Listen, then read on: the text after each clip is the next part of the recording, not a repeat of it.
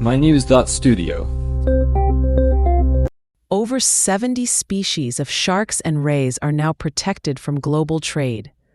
But will these measures actually hold up in the busiest, often chaotic ports around the world?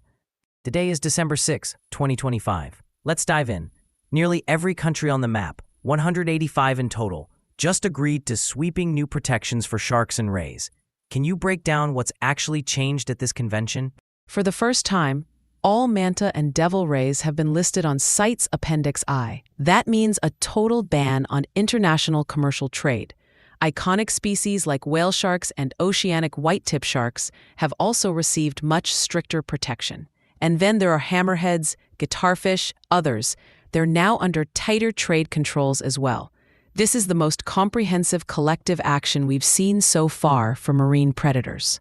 So in principle, it's a big advance for conservation. But what does this look like in practice? Or maybe, how does it play out at sea? Where do the biggest enforcement challenges show up? The main hurdles are in regions with many small-scale fishing boats and limited oversight. Think the Western and Central Pacific, parts of the Indian Ocean, Southeast Asia, and the Ecuador-Peru corridor. In these places, fisheries are mixed, and sharks and rays are often caught unintentionally, bycatch, then landed at small ports and lost in complex supply chains. The paperwork falls apart quickly. So even if the law is clear, tracing a fin or gill plate back to a species or even a country gets complicated. Does that mean these regions could turn into black markets for shark parts? That risk is real. There are already examples. Ecuador and Peru had CITES trade suspensions for several shark species because they couldn't guarantee quotas or monitoring. And illegal, unreported, and unregulated fishing, classic IUU, adds another layer. When you combine that with strong demand in East and Southeast Asia, there's a big incentive to sidestep the rules.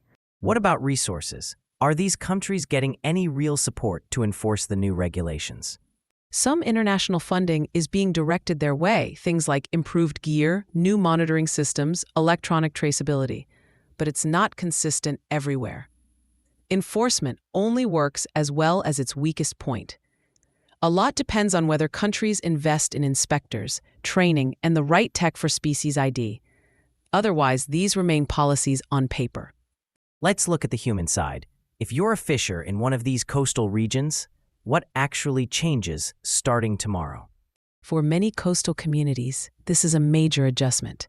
Not everyone targets sharks, but a lot rely on them as bycatch or for local sale. Some support is emerging: ecotourism, switching gear, alternative fisheries, even microfinance. But progress is slow and coverage is uneven.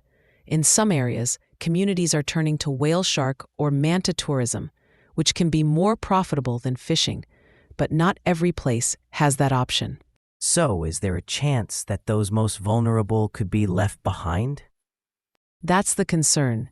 There isn't a global compensation fund. Some governments are matching new restrictions with social programs or development projects, but that's not the case everywhere. NGOs are advocating for more community involvement, co-management, training, even citizen science tourism. But unless national governments step in to fill the gaps, some communities could bear the economic cost alone. Stepping back, how will we actually know if these protections are effective? Is there a timeline for recovery? Recovery won't be immediate. Scientists look at several indicators: population counts from surveys, catch per unit effort, shifts in age or size structure. CITES requires trade and implementation reports. For some species, ongoing non-detriment findings help assess if any trade remains sustainable.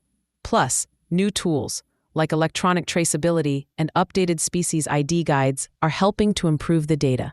Is there any way for the public to actually see if shark and ray numbers are improving? There is. NGOs are expanding citizen science programs. Dive centers and tourists can log sightings of whale sharks, mantas, white-tips. These records go into public dashboards and advocacy efforts. And every so often, there are global reports that turn technical findings into headlines. Like, for example, white-tip numbers doubled since the ban. This helps keep pressure on for continued enforcement and support. So we're talking about several years, maybe a decade, before we see real population rebounds. But early signs, like more sightings or less illegal trade, could emerge sooner. Exactly. Early changes might show up in tourism or local fisheries data, but significant recovery takes time. It's a marathon, not a sprint. Why does this matter for everyone, not just for fishers or conservationists? Sharks and rays are keystone species. They help balance marine food webs, which supports healthy fisheries and coastal economies. Their decline isn't just about biodiversity. It impacts food security, livelihoods, even how oceans handle climate change. This agreement is a rare chance to reverse years of loss and maybe set a template for protecting other threatened wildlife. That's really the key. Protecting sharks and rays goes beyond saving individual species. It's about the health of the entire ocean system and the millions who rely on it. And whether these protections make a real difference will come down to enforcement, support, and how willing countries are to adapt, not just what's written on paper. Thanks for guiding us through all this, and thanks to everyone listening in. You've been listening to Top News in Ocean Conservation, where science, policy, and real human stories intersect. Thank you for joining us. This episode was brought to you by mynews.studio. Give it a try for free.